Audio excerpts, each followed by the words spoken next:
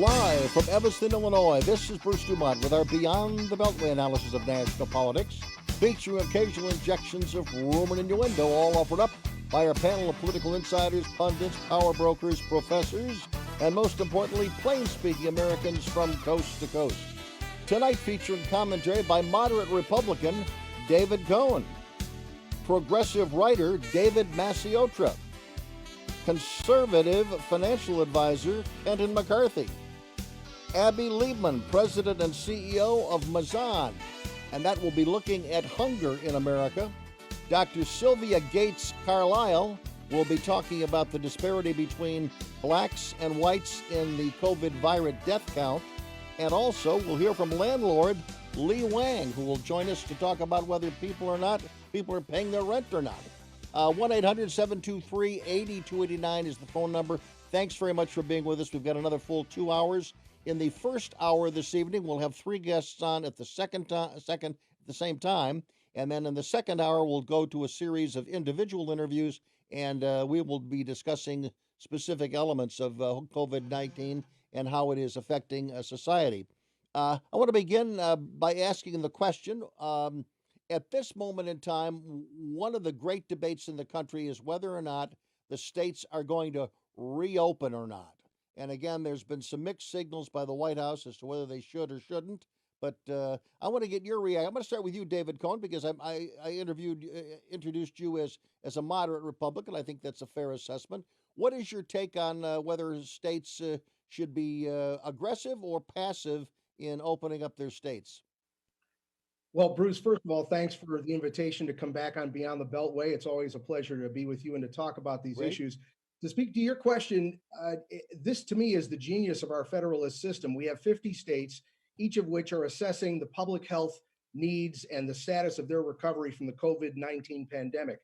What we see happening now is the states, as the laboratories of democracy, really trying to figure it out. And what might work correctly for Illinois may not be the same thing as for South Dakota or for Wyoming or for Florida, for that matter. So it seems to me that the states need to take, and the governors are taking, the appropriate leadership role here in determining how to safely reopen their states. David, do you see it that way? David Masiotra, our progressive? Well, it's perhaps pleasurable to some that we, in these hostile, partisan times, begin on a note of agreement. We are seeing the strength of our federalist system throughout this pandemic because as the response from the federal government has been largely incoherent, many governors of both parties have risen to the occasion with intelligence and discipline. I would note, however, that we have to proceed with caution with these calls to reopen everything. The American Enterprise Institute, certainly not a Marxist outfit, issued in its paper on the issue that one of the key factors is that hospitals can go back to standard capacity of care.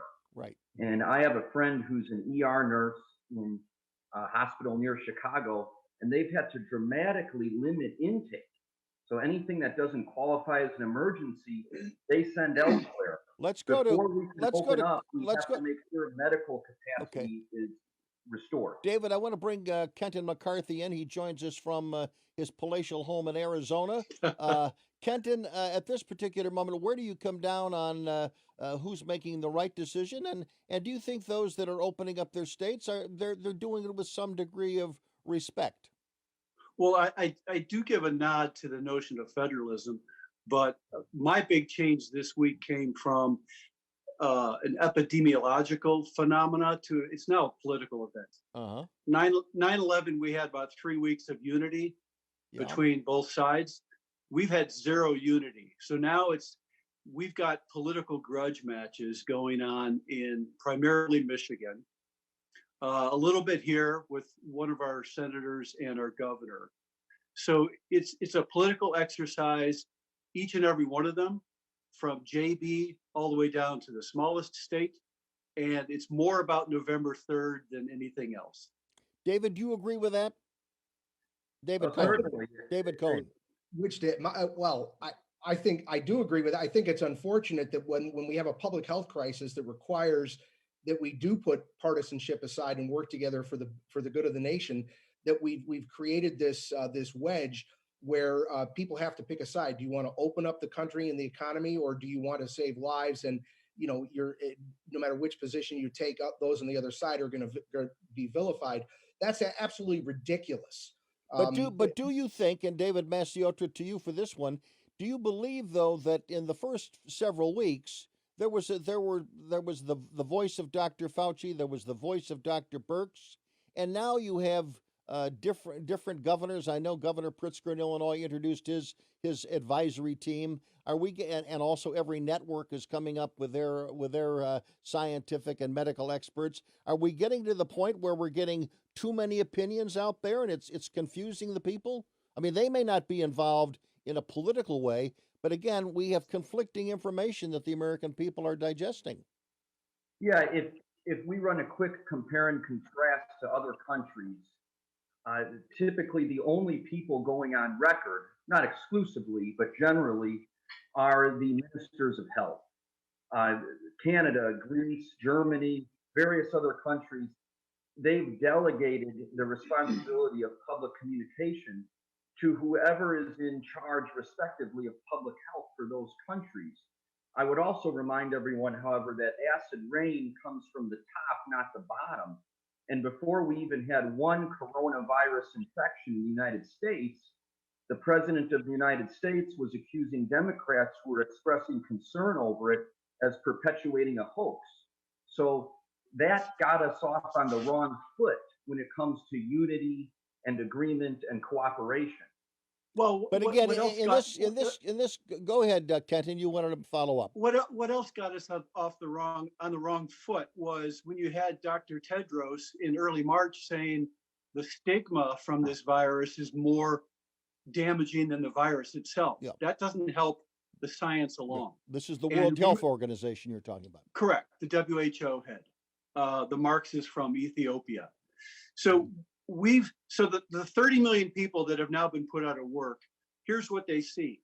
They see almost a fetishization of fear and doom from their politicians to justify a brutal, blunt tyranny of lockdowns. And they see at the same time, they're seeing this whole Fauci, Hermes, Gates medical complex fail in all its estimates. So we've gone from 2+ million gloom and doom now down to we're at 50K. And at some point, these people whose lives are ruined are going to go, wait a minute, at what point do we get back to something approaching normal? So you believe, Kenton, that it is correct that more and more Americans are beginning to question some of the models that were promoted by the government. Absolutely. And that's why you see protests bubbling up in state capitals throughout the country. David Cohn, a quick response to you. We've got 10 seconds. Go ahead. Okay. Just quickly, we need to have a more extended conversation about the role that science and rational thought should have in this nation. We have abandoned it to our peril. So You want to go to your break or whatever? I want to go to my break, and I want to come back with David Masiotra. I'm Bruce DuMont from coast to coast and border to border in our 39th year. It's got a little bit different look than in the past, but we'll be back shortly from Evanston, Illinois.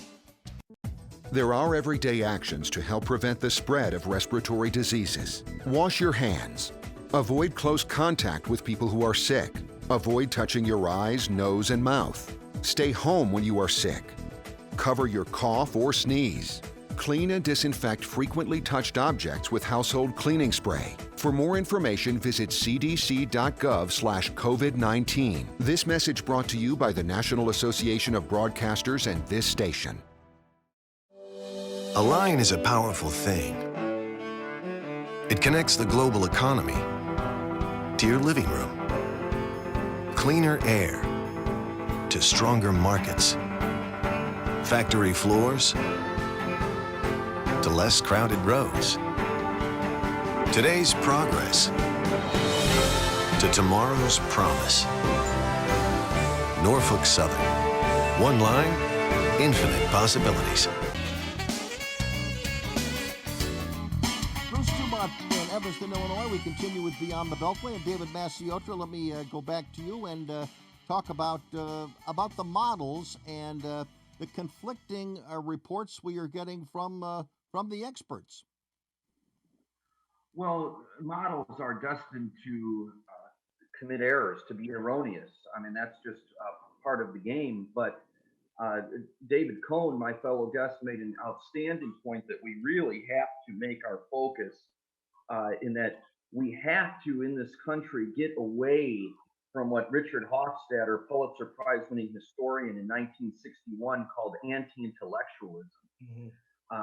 If there was ever a time to put more faith and confidence in science and expertise, it's right now. It's just like when you're personally sick, you go to the doctor. Now our country, our world is sick. Let's go to the doctors. Okay, and the all right, but David, let me just follow up with that, and then I'll go to you, David Cohen. We've got our video feed mixed up on the screen right now. We got the two Davids in the wrong spot, but let me just make this point. I agree with you, but when we've been listening and we've been hearing from Dr. Fauci and Dr. Birx for a long time, just on the issue of testing and whether or not we're ready for testing, there appears to be some disagreement there. And then today, they on one of the shows, they had a medical expert from Minnesota that was on, and he basically was questioning Dr. Birx as to whether or not her interpretation was correct. So, it's good to listen to the science and listen to, as we say, the more educated people. But, when they start to disagree in public, where do the rest of us go? Let me go back to you, David Cohn, to kind of sort that out. And then I want to hear Kenton to weigh in on it. Oh, well, thanks. Well, the broader point I was making is, I'm the moderate Republican here. I worked for Congressman John Porter, who spent the better part or the latter half of his career chairing the Labor, HHS, and Education Subcommittee. And his goal was to double the research budget for the National Institutes of Health. He got that done. But that was during a time in this country when science and rational analysis and logic those were respected values. I think over the last at least couple of decades, didn't start with President Trump, but it's been accelerated during his administration. We have this notion that's been planted that somehow scientific learning and scientific opinion is just as, anybody's opinion is just as good as those medical experts. It's not. We need to get back. I'm not saying that politics and governmental policy should be driven solely by scientific edict, but we have to remember that these people have spent a lifetime gaining knowledge as to how to understand and combat these kinds of crises. If we're not listening to them, we're making a mistake. Yeah, but some people would be in the public would say, okay, where were these people and what were they saying 3 or 4 months ago? I mean, why did they miss the boat on this? Now, some would argue that they didn't miss the boat, but there's a lot of people listening to this program this evening. They like smart people, but if smart people miss the boat on things, they start to think twice about how smart they really are. Well, I think that, Fauci and Birx and others, I think that the entire world scientific community was working on the information available at the time. And there were fairly early indications that there was some human-to-human transmission. When that became clear, I think that the scientific world pretty much fell into lockstep on what we know about it. I want to go back to Kenton McCarthy, because Kenton, you've spent a lot of your life in the last 10 years dealing with medical issues and doctors. So I'm going to give you the final word on at least the medical discussion we have this evening. Then I'm going to here's my final word. This could be my combustible comments of the week. Pandemics are much too serious a matter to be entrusted to doctors. You remember a few years ago when everyone started to use the words "my truth." Well, my truth, I believe in this. It's become my science. And what I've seen, especially in my state, is the use of selective science to justify a political agenda. And if you're beaten down if you disagree with that selective science chosen. So these scientists don't agree on everything. If you have, well, I think one thing that was very clear today, and I want to get David Masiotra and his opinion on this first. And I don't know whether he watched some of the Sunday morning shows today, but it was apparent to me that the moderators on some of these shows, they really wanted their medical guest to criticize Dr. Birx and basically embarrass her. It's when I was watching Meet the Press, it was like they were trying to get her and humiliate her so she would resign. Because how dare she not stand up when the president made his goofball comment about about Lysol? How dare she not stand up and storm out of the room? But that's the pressure that I think is building. Do you share that? That's something that's out there. Well, Dr. Burks might feel that she's one of the few firefighters holding a hose trying Yeah. to put out a burning building. However, I would affirm the thought of some who, when the President of the United States, despite his title, despite his authority, makes a suggestion that is certifiably insane and could very well endanger people, she should stand up and object. She took a Hippocratic oath after all. And Bruce, I need to add one last thing to this. And I want to agree, Kenton raises the point about the economic devastation that has occurred as a result of the lockdowns and the stay-at-home orders. There's no denying that. And I think that, first of all, I want to make 2 points. One is that it's a false choice that we can have economic liberty or reasonable public health measures to combat the pandemic. We can do both at the same time. But secondly, in regard to the shutdowns and the stay-at-home orders that we've seen debated all over this country and that we continue to debate, I think there are 3 things that we need to remember about the coronavirus that are different from past pandemics. Number 1 is the asymptomatic transmission. We don't see that in other pandemics or annual flu epidemics in this country. So there are people walking around potentially who are carriers who don't know it. Number 2, the science is out and the jury is out on whether, if you have antibodies in your system, that you've had COVID-19 and recovered, does that confer any immunity to you? And if so, for how long? That has not been established. And number 3, as Dr. Fauci pointed out, there's a missing piece here. We have large numbers of people, young and who are otherwise not in clear risk categories, who contract COVID-19, very quickly succumb, go on a respirator and die, a ventilator and die.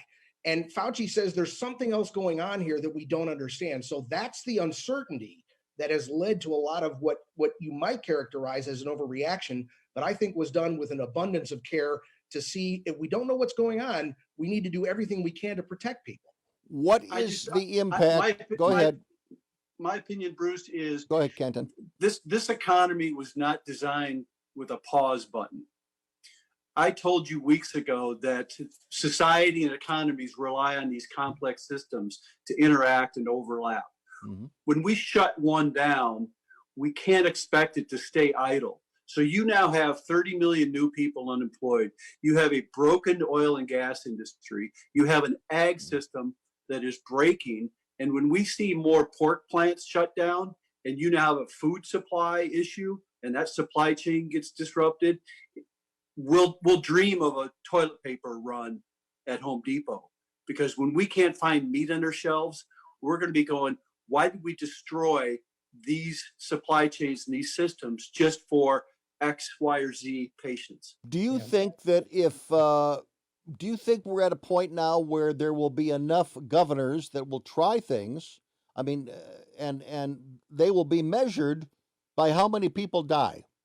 They won't be measured by how many businesses they save, how many people they send back to work out of the 27 million that are on unemployment at the moment. They will be judged. Brian Kemp in Georgia is going to be judged on one thing: how many people die. Yes. Because every member of the national media is focused on people in Georgia than saving someone's livelihood. Well, you know what? That should be.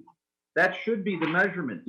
I mean, opening up tattoo parlors, beauty salons, that is grotesquely irresponsible. And I would ask Kenton, with all due respect, how many people should we be willing to sacrifice?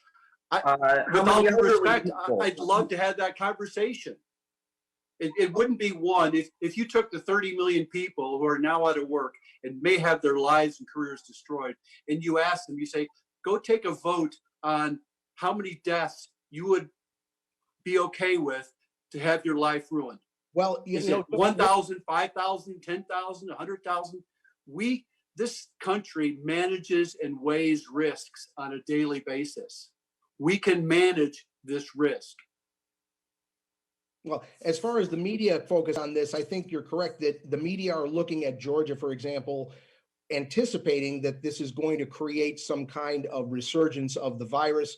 We're going to Right. know in 2 weeks, the incubation period, because it seems to me with the amount of media scrutiny that's being paid to Georgia right now, if we get past the 2 week period and we don't have a dramatic increase in cases or deaths and the economy starts to work there, that story needs to be told. Okay, what's But the other side of but that? here's my point. Will it be told? We're now getting into Well, into the that's- role yes. of media because That's- right at the moment, everyone, I think everyone in the national media, I think they're rooting for Brian Kemp to have made a huge mistake, and I think their case would be made stronger if people started dying in Georgia of this. They want Yes. to punish him. I totally agree. The- I totally agree. Yeah, But I think we also have to take into account that the other side of that story, if infection rates skyrocket, if the death rate dramatically escalates, if people are going to panic, that's going to create chaos, and then you're going to have economic devastation that's uncontrolled, which is worse. I agree that we're going to know that in a couple of weeks, and I don't think I would disagree with you how people are going to react to it. But again, it's as we know, I mean, if you're the governor and you can make these decisions, even though the president may slap you on the back one day and kick you in the butt the next, you got to make that decision. And so the eyes of the world are on Georgia. Here's how you can make your own face covering in a few easy steps with items you can find around the house, like an old scarf, a bandana or a hand towel, or you can make a face covering out of an old t-shirt. Fold it to the middle from the bottom, fold it to the middle from the top, fold it again to the middle from the bottom, and again from the top, and then 2 rubber bands, one on one side and one on the other side. Then you fold either side to the middle, and you have yourself cloth face covering. It's that easy. Flintstones, meet the Flintstones, they're the Martin family. From the town of Beltway, meet George Jetson. His boy Elroy. With instant acceleration, electric cars are more fun to drive and more affordable than ever. Electric cars are here. Plug in to the present.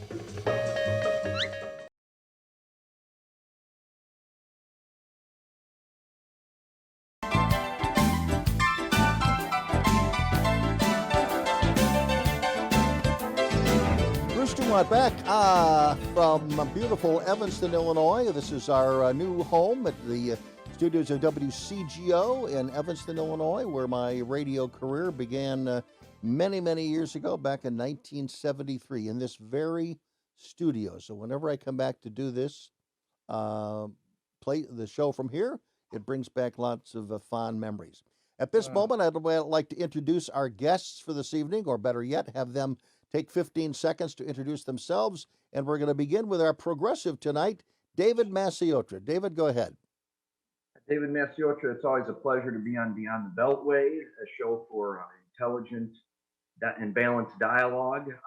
I'm a political columnist with Salon and author of 5 books, including the forthcoming I Am Somebody, Why Jesse Jackson Matters. Okay.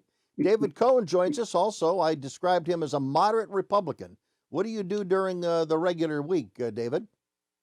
Oh, thanks, Bruce. Again, pleasure to be on the show. My full-time job at right now is I'm the executive director of public affairs at the Union League Club of Chicago. Been there for 15 years. And prior to that, my adult career was primarily in government and public policy. I spent many years as press secretary for former Congressman John Porter, represented Illinois' 10th district. And that was the guy who chaired that subcommittee that funded NIH I talked about. Mm-hmm. And then when Congressman Porter retired, I fell into a similar role working for Lieutenant Governor Corinne Wood. Illinois, I was director of communications for Lieutenant Governor Wood. So Okay. I'm in the Illinois. last of the vanishing breed of moderate Republican. Okay. Kenton McCarthy, you're a card-carrying conservative, and I am. came with your birthright. So tell us a little bit about your background. Well, as I've stated before, I grew up in DuPage County, so pretty much steeped. My household was all about either jazz or politics. Mm-hmm. So I know your background music, Tom Scott, very well. Very good. Okay.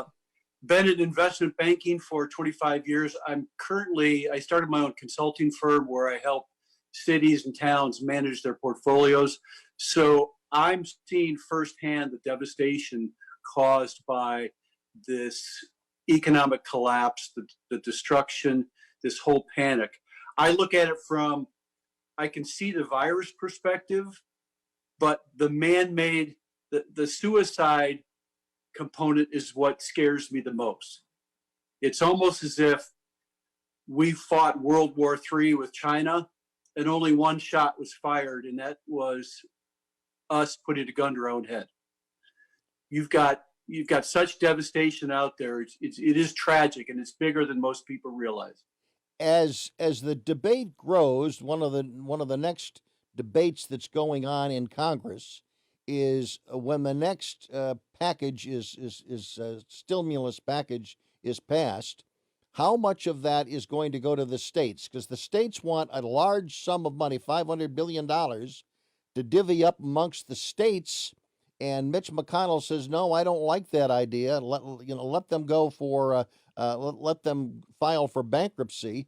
But again, would you acknowledge, and you're the conservative on the panel at the moment, Kenton, would you say that a portion of that should go to states? I mean, aren't states having problems too? I think some of it will, if you can trace the impact back to the panic that ensued. But you got a big question, because I've said on this show for many years, Illinois and Chicago are technically bankrupt. They just don't dare admit it.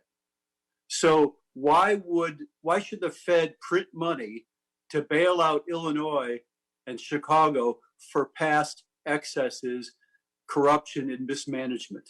That's the question it's gonna come up, and it has to be answered. David Cohn, you spent a lot of time around Washington, D.C. Take us inside that debate that's going on, and where do you come down? Does Illinois and do other states that have been poorly managed, should they get a piece of taxpayer dollars now, since the government seems to be in the business of throwing money out? Well, first of all, let's make a distinction between funding for states to offset expenses and responses to the coronavirus crisis from pre-existing pension problems such as we have here in Illinois. Right. So that's why I think that was a lot of skeptical eyes raised at a request to try and help Illinois with it. I do think the federal government has a responsibility to help the states meet the unbelievable costs of responding to this crisis, because the alternative, I do not think that Senator McConnell's suggestion of bankruptcy is responsible, because number one, if the U.S. government allows states to default on their obligations, I think that's going to call into question the full faith and credit of the United States, which is comprised of the states. Number two, as Governor Cuomo correctly pointed out, some of the states are donor states and some of the states are recipient states. And not all the states have had the same kind of burden when it comes to the coronavirus response. So, David, I want to go to David Maciotto. The bigger, broader question here is: should any stimulus money be made available to the states to basically catch up and to make up for inefficiencies of the running of those states for decades? Well, that's not the question on the table. Well, that's the question. I just put it on the table. But that's not why the states are seeking money. It's not to recoup the losses of mismanagement. It's because we're in the midst of a pandemic that Kenton rightly points out has caused widespread economic devastation. But some of these states want more money than it's not just a matter of reimbursing states. I agree. I think most of the listeners would agree that if you're reimbursing a state for bona fide expenditures that are tied to COVID-19, that's okay, because we are all in it together. But once a government starts to ask for more money than that figure, then it looks to me like they're trying to, they're trying to add some, improve the books and make up for some past mistakes. Well, if you want to merit test all of the pandemic aid, I'm sure that we could reach across partisan lines and find opportunities for agreement. And the failure to merit test bankrupted the small business aid program, the Paycheck Protection Program, because we have multinational corporations accessing money that was originally intended for mom and pop store owners, diner owners, bar owners, and so on and so forth. So we could certainly have a conversation about how best to direct that aid so it meets the need of the most desperate and vulnerable. But I'm not sure if questioning states' legitimate need to keep their offices open, keep their state agencies running, upon which many people depend, is the best place to start. Well, Bruce, let me just, can I just go ahead, wait? David. Yes, go ahead. I just Go, wanna Kenton wait. McCarthy. Go ahead. Go ahead, Kenton McCarthy. We talked about these agencies, essential services, which is terrific. I wouldn't call it a stimulus. This is a tiny tourniquet on massive hemorrhaging. There is no amount of money that the Federal Reserve can print out of thin air to make up for the wealth, not the income, but the wealth that's been destroyed.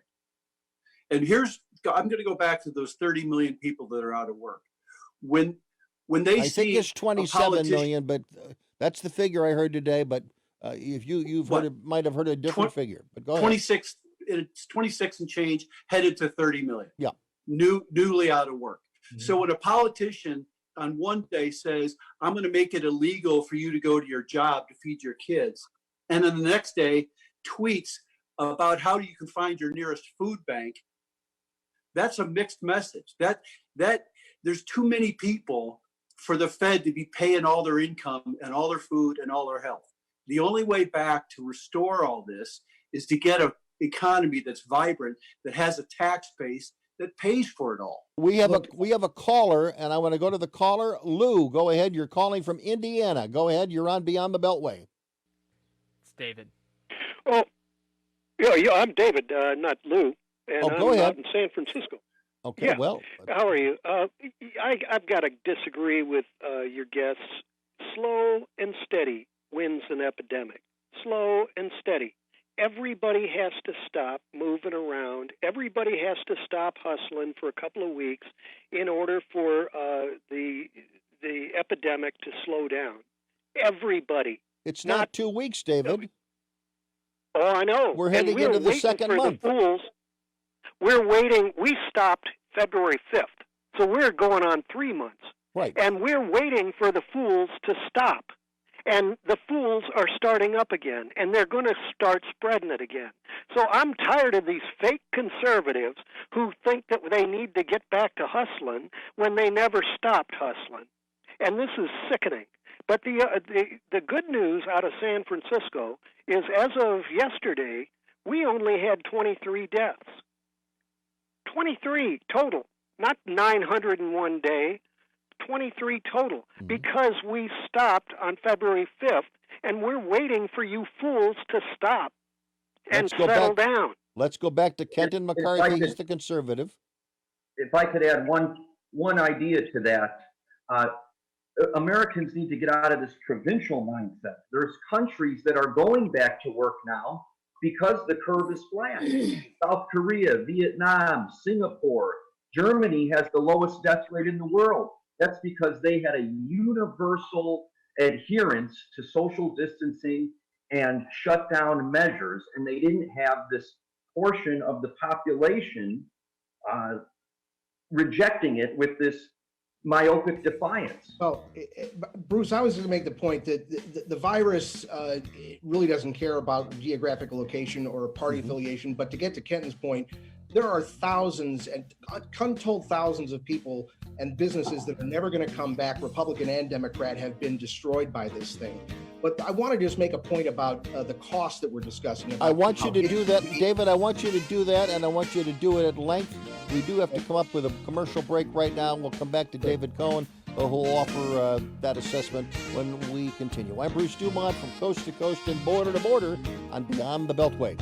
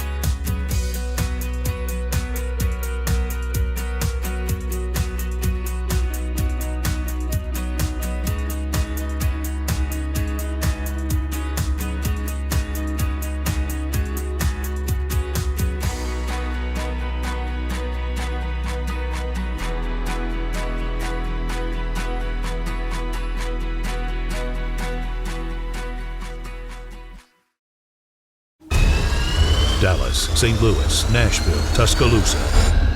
All major cities to feel the destruction caused by a direct hit from a tornado. Is Chicago next? It's not a question of if, but when, and the clock is ticking.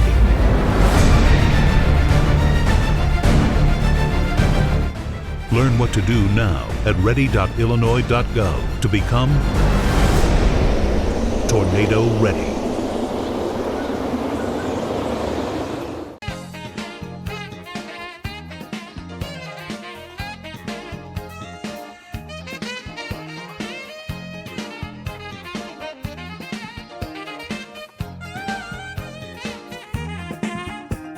Bruce DuMont back on Beyond the Beltway, and for those who are listening to the program on radio at this moment, I want to tell you about the Beyond the Beltway with Bruce DuMont Facebook page, because there are many people who are watching the show right now on the Facebook page of this program.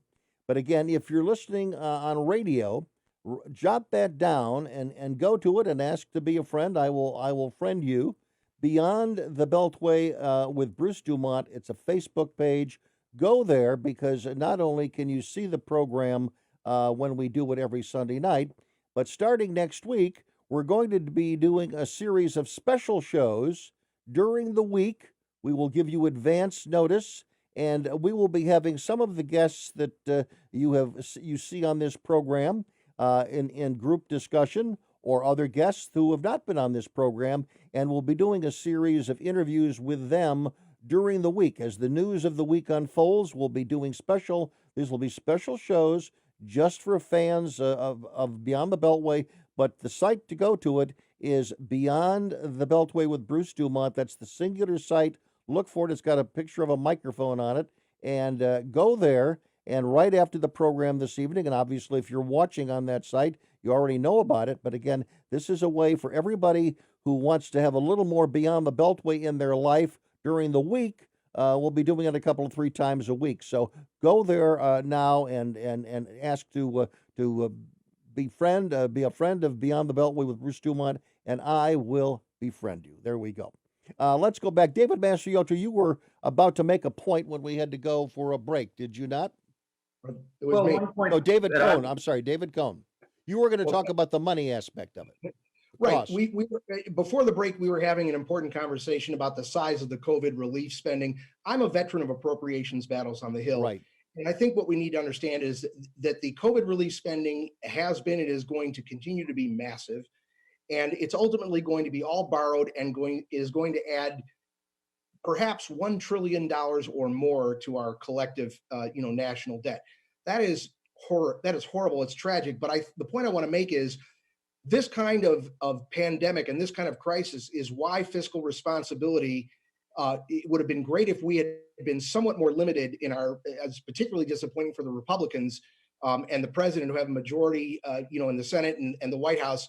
The amount of spending and the amount of indebtedness that has occurred, you want to have the ability to incur debt when you have an emergency and you have no choice but to print money, which is what we face right now. But it's being exacerbated by the fact that both parties have been completely irresponsible when it comes to putting any reasonable limits. Fiscal responsibility has become a thing of the past. No one wants to say no to the American people right now. And Kenton McCarthy, following up on what David just had to say, the president is one of the biggest cheerleaders for getting more money, because I mean, at this moment he almost has an unlimited budget to ask for things to do for the American people between now and Election Day. Well, he doesn't necessarily have the budget. He has a Federal Reserve that can print money, right, and is the reserve currency globally. So we have that luxury. We don't have to live within our means. We can borrow from the future. So how do you feel biggest about problem, that? I'm As a terrified conservative, because the Federal Reserve has become the financier of virtually every aspect of our economy. But at the same time, they're doing what Edvard Luttwak wrote about in '94 about the inevitable rise of fascism. Now, fascism, good or bad, forget Mussolini, means the government uses corporations to pick and choose winners. You've got a list of corporate entities or industries that are getting bailed out by the Federal Reserve with future tax dollars. You can argue about it, whether it's good or bad or whether it's stimulus, but that's the situation we're going to have post-COVID-19. Is there anyone that's going to stand up and say no at this point, David Maciotra? Well, I mean, say no to what? Say no to more money. Let's keep having every couple of weeks. We're going to have a new stimulus package to help some entity who feels they didn't get a piece, a big enough piece in what's already been passed. In other words, instead of just saying that there's going to be, $50 billion for small business, they're going to break the small businesses up. How much is going to go to restaurants? How much is going to go to bowling alleys? How much is going to go to, Major League Baseball or football? But I would argue that's the wrong framework through which to look at this issue, because as compared to other developed countries, we already have a more frugal or stringent response. I mean, other countries have adopted UBI programs over the next 3 to 4 months. We're giving individual Americans one check. Many Americans will go through that money within a week or two. Again, because of the devastation. I haven't even gotten my check yet. I haven't even gotten my check. I haven't gotten mine either. So anybody on the line right now got their check? You get your check? Yeah. Kenton got his check. No. All right. Well, here's another point. The two Davids and Bruce, we talk about what happens this summer. If this thing slows down and we nip it at the bud, and let's say we tally 60K deaths. Okay, someone's going to have a conversation that says, dude, was that worth destroying an economy, breaking systems, breaking industries almost for good? My second question, or my second concern is, if we do see a spike in Governor Kemp's Georgia, are we going to go back to this shutting down again and destroy the economy further, ruin lives further? I don't think that's the lesson that should be taken. I think the lesson that should be taken is go where the science and the data guide you. And if what happens in Georgia is a modest recovery with no notable uptick in cases or deaths, that's going to tell us something. And if there is, God forbid, an uptick in deaths and cases in Georgia, that's going to tell Georgia that they need to scale back and retrench a little bit. By the way, the world is watching Georgia. We're running out of time, folks. The world is watching Georgia. Obviously, the United States is. Next week, we will have a special guest from Georgia, Bill Nigut from Georgia Public Television. He will be here as one of our guests next week. And when we come back after this break, as we say farewell to our guests in hour number one, we'll be talking about the problem of hunger in America. If you think you know a lot about it, stand by. You'll learn a lot more. I'm Bruce DuMont from Evanston. Welcome to the world, 2116. You can fly across town in minutes, or across the globe in under an hour. Whole communities are living on Mars, and solar satellites provide Earth with unlimited clean power. In less than a century, Boeing took the world from seaplanes to space planes, across the universe and beyond. And if you thought that was amazing, you just wait.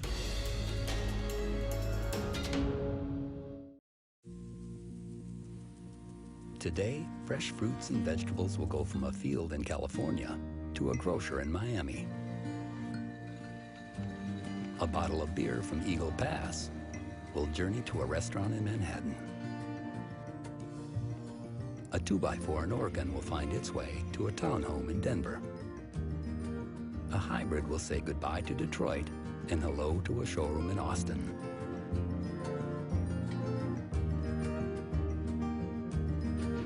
While a steel beam will leave a mill in Illinois for a high-rise in Phoenix.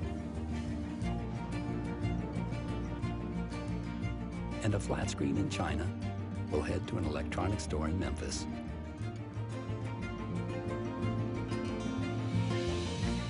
Because today, as every day, wherever you find business, you'll find us.